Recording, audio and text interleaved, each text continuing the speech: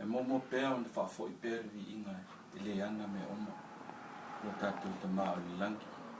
o Yesu Kristo lo tatu faola ma le ngang pa ia o na lo na lofa ma talasi o foi tatu fei ta ia I ma fei lo ai lunga nei o wala pa vave o ia saunia mo tatu li talu nei soifuanga o tatu o iai awa o le nei o Sagauga Sabu To'omalatai Uta'ileuo o te moliatu la o whaaftai tele le tele o lo nganga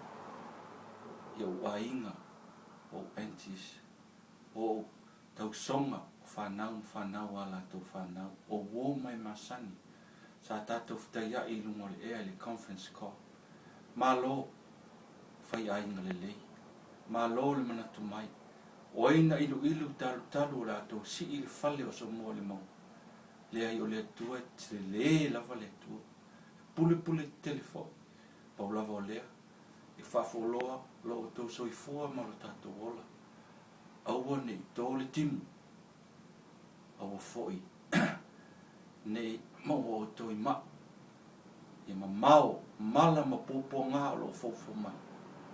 ia whafoloa lo tau soifua maua ma le langi ma mai a te o tau umalava ma tua ainga whanau uso whanau a mato whanau ma o tau umalava o mai masani ro whafu